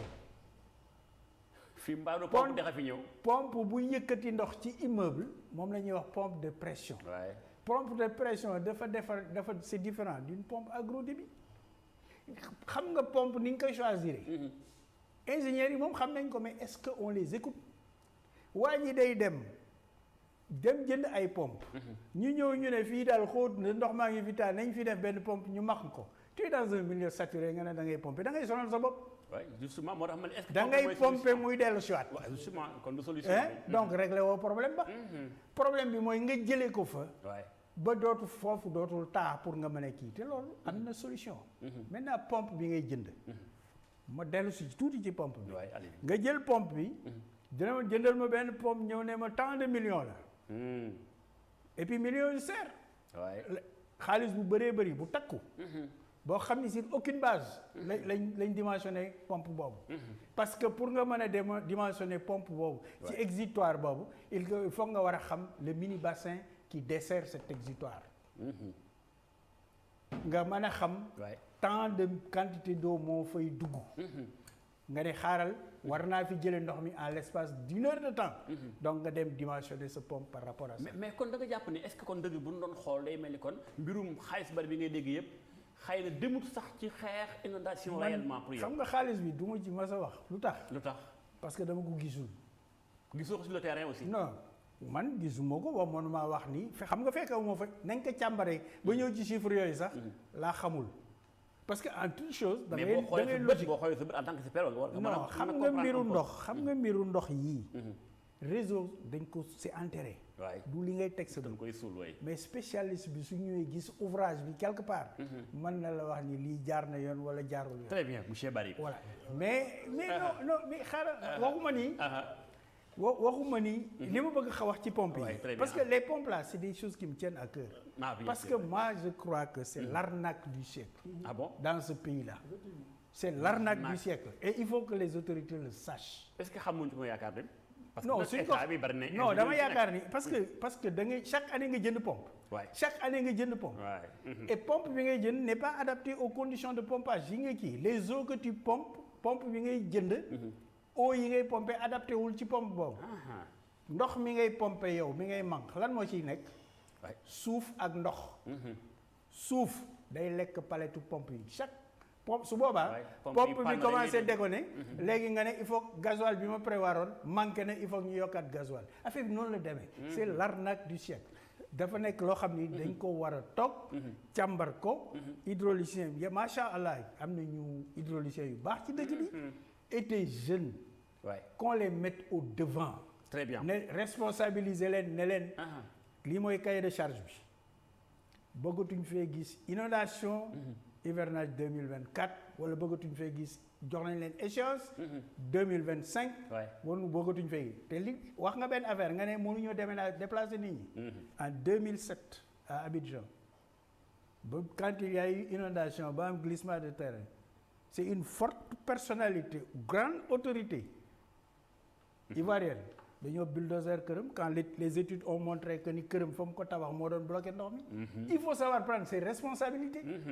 loolu mooy état. très bien. voilà très bien monsieur Barry dañu ñëwaat léegi ci yow. alors la régime bala ma ñëwaat ci yow léegi ci kanam xaw ma ñëwaat ci yow dafa am élément dama bëgg a seeti Khadija Dat Diouf moo doon seeti le ministre de l'assainissement Serigne Mbaye Thiam doon def le tour dañu ñëwaat léegi incha allah ci moom bu jàpp ndem ndax le ministre def na le tour de la capitale xool yenn zone yi xam nan la fa demee alors ma demaat ci monsieur Niang Mbacké moom architecte bi nga xam tey mu ngi ci plateau bi diglu nga waxtaan boobaak léegi. mais est-ce que gisagun nga ni depuis li fi am ci ay plan Wade ba ci président Macky Sall est-ce que gis nga ni lu ñu dépensé xaalis li muy bari am na ku ci nekkuñ ci la bonne voie surtout ki fi nekk tey actuellement ak état bi tey li ñu dépensé ak ay plan national gis nga sa xel dal na ci ni ñu ngi ci la bonne voie ci côté architecture bi pour mën a changer la donne ba Sénégal fii ba 10 ans ci kanam daañu mën a génn fii wala déet. man damay dellu ci Senghor lay dellu. acca gën na sori tuuti.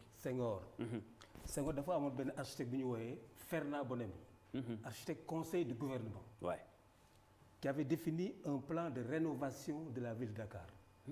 rénovation de la ville de Dakar. rénovation. est-ce que mas nga dégg sax ñuy wax rénovation de la ville. déet man kay moo tax maa ngi koy bind sax bi nga waxee baat bi rénovation. On fait des villes nouvelles. Je suis d'accord.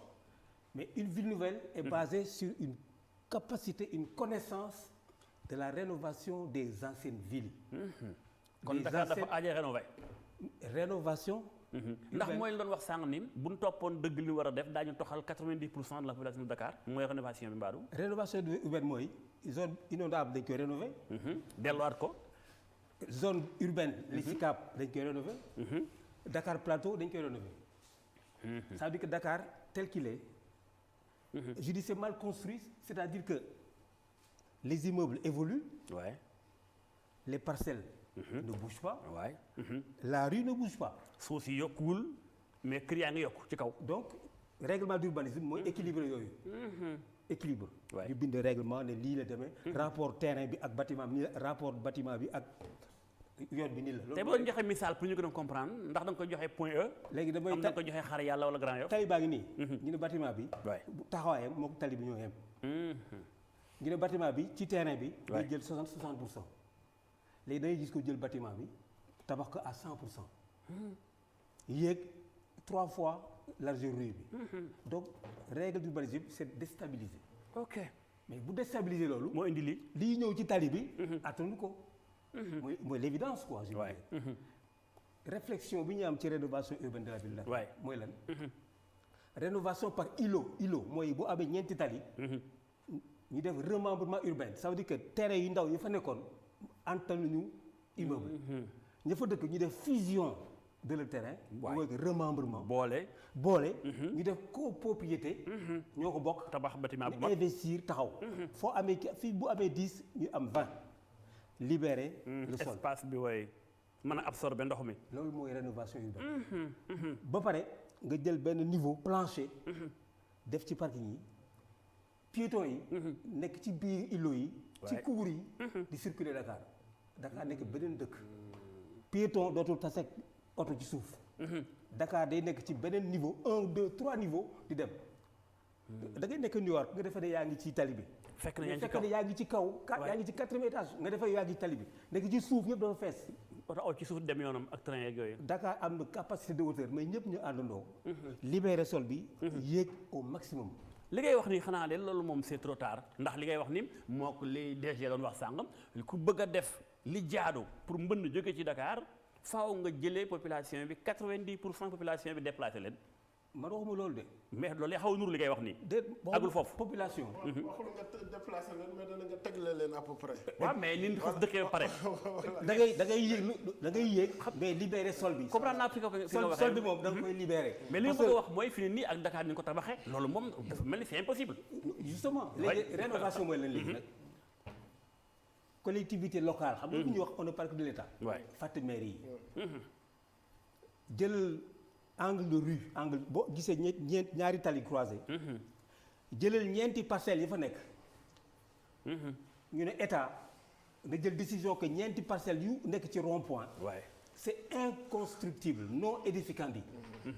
xoolal non édificandi ça veut dire quoi. non constructible et non habitable. non habitable. mu nekk 4 jardins. 4 jardins dans chaque carrefour. et au croisement des rues. nga am ci diggante bi benn bassin d'orage wala da ngay creuser. 20 mètres ci sol. bu tawee mun dugg foofu. ndox moom ngay récupérer muy alimenter jardin yi. ma jël benn prototype rek. mooy rond-point jet d'eau Sicap. rond-point jet d'eau Sicap. c'était pour ça xalaatal rek. nga jël 20 mètres nga creuser ko. ndox bu jógee Castor yi war a dem usine ñaari tali. yëpp dugg ci biir mu nekk bassin. d'orage. lan la am ci kaw jet d'eau. oui bien sûr. bu ma soxlaa jet d'eau ma jël ndox bi jet d'eau. bu ma soxlaa arroser jardin bi. sur 1,5 km. Babacar Sy Bourguiba j'ai tout là-bas. donc ça veut dire quoi je parle de la rénovation urbaine. chaque rond-point man ngay fam lu mel noonu. bassin d'orage. angle de rue bi mu def ko des jardins. interdire que les maisons les garages ñu koy def commerce. kuy def commerce nga ñëw dans ce carrefour là def commerce. ñu libérer les maisons. ku nekk di garer sa oto si biir kër. mooy rénovation urbaine. ma rénover les zones inondables. construction légère. construction métallique. Je ne dis pas construction béton. Métallique. Souple. Et je le mets au-dessus de toutes les maisons. Les populations se mettent en hauteur. Le temps de libérer tous ces bétons-là, ñu dindi ko fii avec du bois. Donc je veux dire par là, il nous faut rénover une culture de la rénovation. On fait des villes nouvelles, mais villes nouvelles en base sur la rénovation. Fii Sénégal toll. Kooku liggéey mais Paris, Ousmane, le préfet d'Ousmane, dafa jël carte Paris tracé fu mu jaar rek ñu dagg. amul layam Paris Ousmane moo ko rénové. Crayon la jël. di tracé fu mu jaar rek ñu dagg. ba Paris nekk li mu nekk tey. Très bien maa ngi wax sànq ni le ministre de l'assainissement Serigne Mbaye Thiam doon def le tour ci yenn zone yi soxna Khady Diandane Diouf moo àndoon ak moom ñu xool la mu fa jël ñëwaat ci plateau bi. gannaaw ba ñu amalee lancement lii di plan Orsec jëwriñ bu yor wàllum ndox bi ak kii di gouverneur bu Dakar daal di wàcc ci terrain bi ngir xool ni askan wi dëkk ci ndox bi di dundee. ba ñu demee ca parc Hann ak ca centrale électrique bu Hann Mariste ñu nga mujjee ca zone de captage gannaaw ba ñu xoolee dëkkuwaay bi askan wi dëkkee ci ndox bi fiile jël nañ fi ay dogal. li nga xam ne moom laa mën a wax mooy taw yi nga xam ne moo jéggi dayoo am démb dafa am ay jafe-jafe yu mu indi fii ci Ndakaaru waaye jafe-jafe yooyu ñu ràññee ci fii ci zone de captage nga xam ne dafa am bassin boo xam ne bii moom lañ fi def pour muy jël ndoxu taw yi ba pare ñu koy pomper di koy yóbbu ci géej ma mën a wax ne li tax ñu ñëw fii ànd ak service su état yëpp ak gouverneur u Dakar mooy dañoo ñëw d'abord pour massawu population yi nekk ci zone bi ak population Dakar yëpp yi nga xam ne démb ndox dugg na seen kër wala seen koñ am na ndox indi leen ay jafe-jafe di leen wax ne bi mu amee tamit service état yëpp kenn nelawu ci ñoom ñëpp guddi gi dañoo liggéey pour indi saafara looloo waral fii ñu taxaw tey jii di waxtaan ak askan wi démb ci ndiggil la ndox mi doon yem waaye tey jii ñu ngi fi taxaw di waxtaan bi ñu visité ba pare.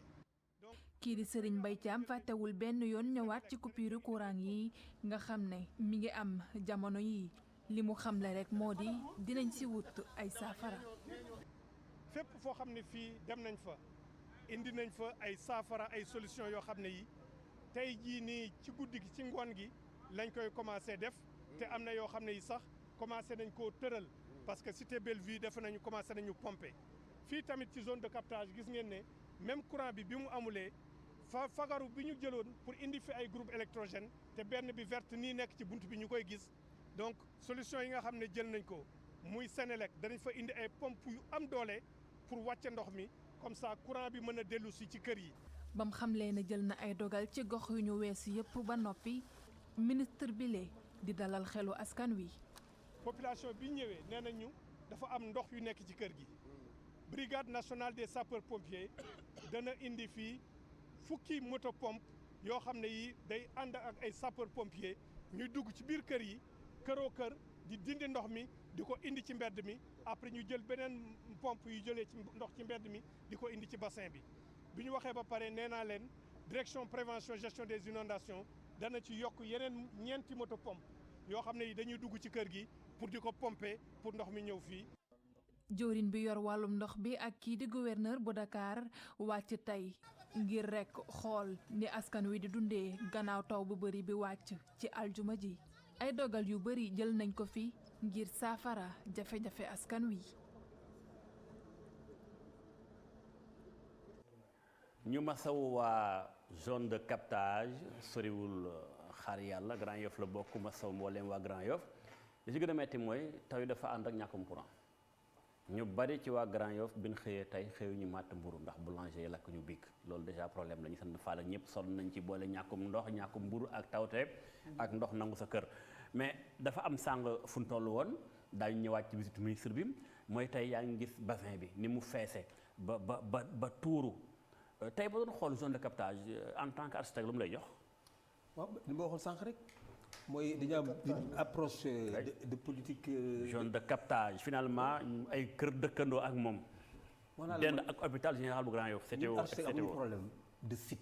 dañu am des problèmes de conception et d'imagination adaptés à l'endroit. est-ce que ni ko conceptualiser fële nii est-ce que jàpp na nga ci non conception bi dañu war a changer système constructif et les matériaux. très bien ouais. En zone humide il faut du bois et du métal.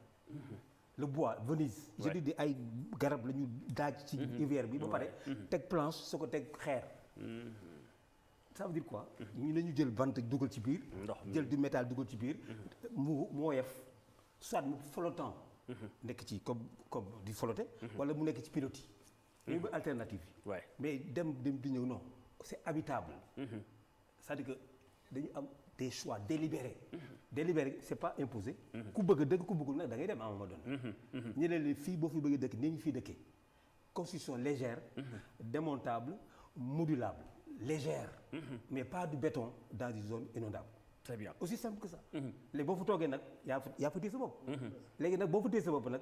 état bi warul tuuti ñëw di def sa kaw. à un moment donné il faut que ñu ne ku dem dëkk foo xam dafa am ndox yow yaa fa yóbbu sa bopp. ñu ne leen nag normaliser. ñu normaliser naka la ñu fay dëkkee. mais garab médicament bu la ko joxee posologie. dañ ni ñu koy jëlee ñu ngi koy jëfandikoo bien sûr. habitation da nga am allemand nga jël appartement. boo fi dugg dañu yor benn këyit ne appartement bi ni ngi fiy dëkkee. Usage des lieux. De mode d'emploi. Autant le quartier, autant la maison, autant la ville. Bien sûr, oui. C'est des outils. La ville est un outil. lépp lu mu jëfandikoo mu yor na ko jëfandikoo. jox ko usage de la ville. nga dëkk dans une zone inondable. ñu ne leen zone inondable nii lañ fiy dëkkee ñu normaliser ko. construction bi pilotis la. pilotis mooy mu am ay poteaux ci kaw ngay dem. wax na ko demal fii Fadiouth ak suñu mbokk séeréer yi. mais seen grenier yi. tax bañ mu lakk. waaw bañ mu lakk ñu yóbbu ci ndox mi.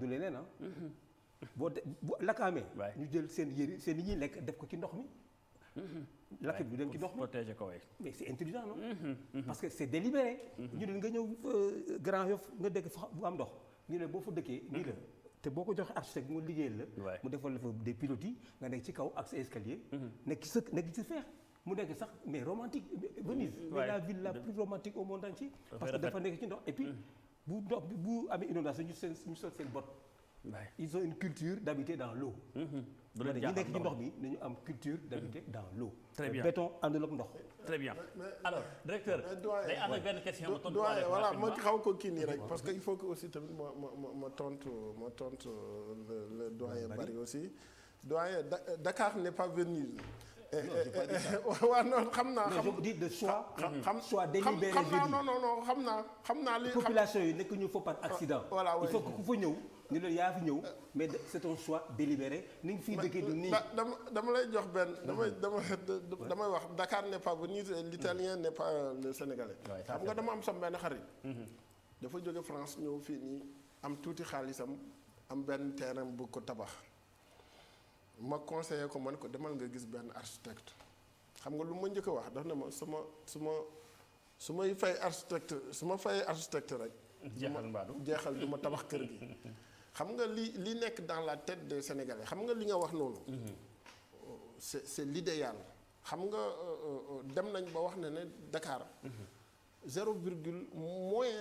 moins de 0,3% du territoire national.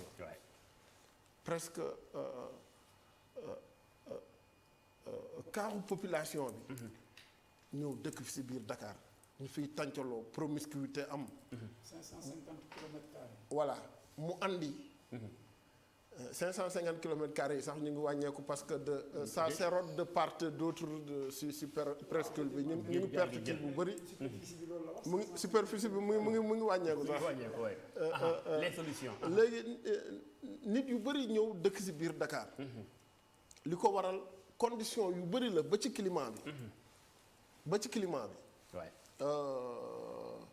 bi ñu ne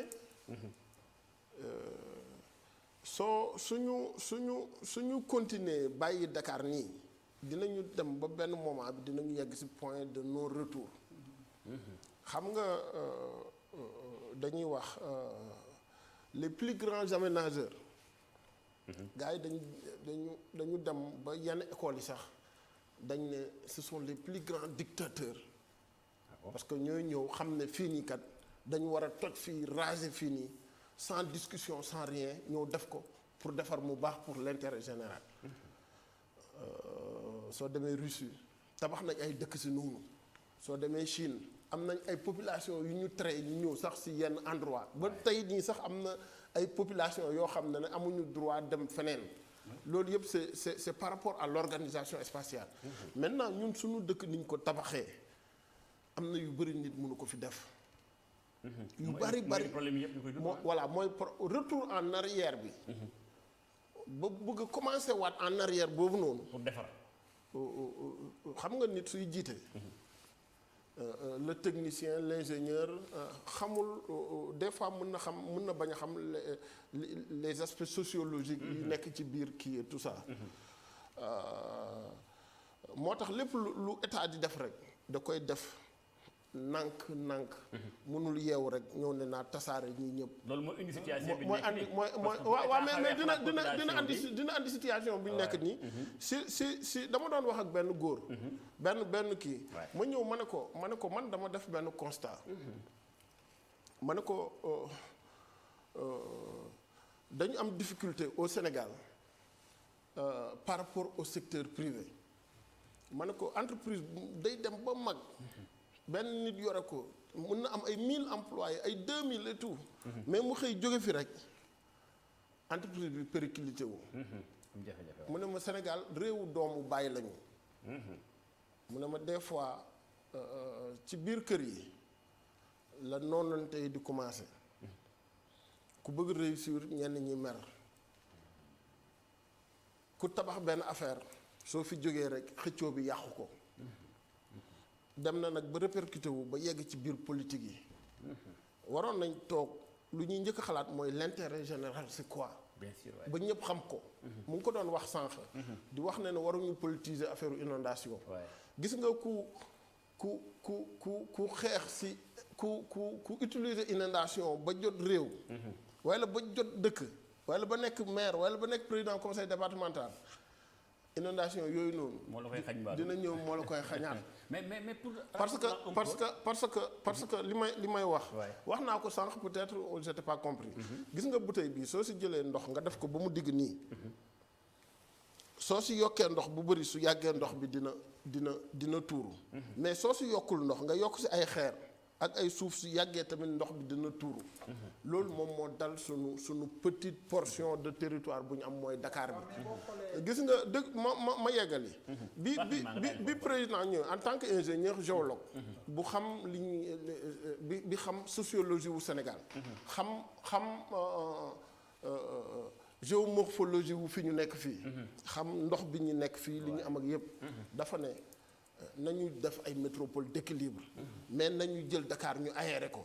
nañu régler problème mu transport bi. indi BRT bi indi TER bi. nañu jëlaat CBD wu Dakar bi. ñu déplacer une partie au niveau de Diamniadio. pour ñu aérer Dakar. très bien pour mën a permettre suñu demee ba yoon yi ñu wax comme ni mu doon wax. ba libérer espace yu bëri. ndox bi su ñëwee yoon yooyu dina ko yóbbu. loolu moo nekk la philosophie. maintenant nag yeggaguñu fa. ñu ngi ci yoon bi. si tout se passe bien dinañu fa yegg ji. loolu moom moo nekk li ñuy vivre nii. maintenant ndox biy ñëw. ak ndox bi nekk si suuf docteur wax na ko sànq. ak ni ñu tabaxee Dakar. nekk na loo xam ne chaque année. dina am benn moment. taw bu bëri tawandoor si benn jour bi. nii rek am ay yoon yu bloqué wu. ndox bi retrouvé wu fenn mu ngi mel ni li xew si tunnel bi. jaajëf Mamadou Djigo mbégte la woon dalal leen vraiment xam-xam gën na fi. daañu amaat occasion waxtaan lu mel ni ci biir fan yi ñëw incha allah ndax lii mën na def chaque jour émission durant 2 mois yoo xam tey xam-xam bi du jeex. ñu leen di gërëm bu baax a baax vraiment monsieur Diouf. gërëm naa la bu baax a baax sa déplacement ak it lépp ci waxtaan wi. donc am na lu ma doon ñaan rek. parce que dafa am ay projets yoo xam ne état da ko am. dans la commune de Diamaguène Sicap Mbao. rapidement. mu nekk tali Mame Diarra. mu nekk loo xam ne tali boo xam ne tey. mën naa wax njëriñ bi mu mën a jëriñ askan bi. bari na. très bien tey am nañ ay projets yoo xam ne tey mi ngi nekk PIS 2 bi. mu nekk ay projets yoo xam ne ñu ngi nekk en phase d'exécution mais dañu sentir ay lenteur. très bien dafa jot nag. tey ñu ñaan état.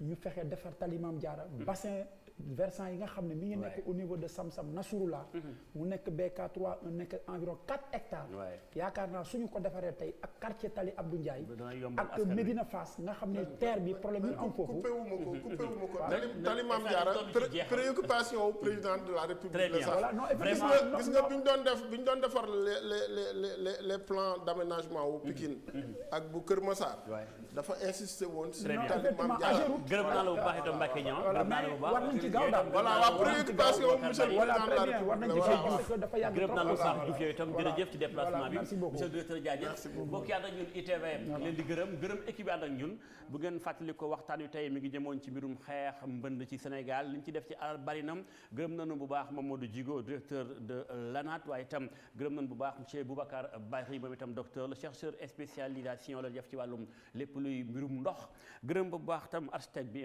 sama doom Baye Mbacké Niang Abdou Samat Diouf yow itam jaajëf ñu lay gërëm bu baax a baax di leen jox rendez-vous incha allah ëllëg ci beneen waxtaan ci yéen sujet ak yeneen invité ñu wéy ànd ak programme ITV jaa ngeen jëf. Merci beaucoup.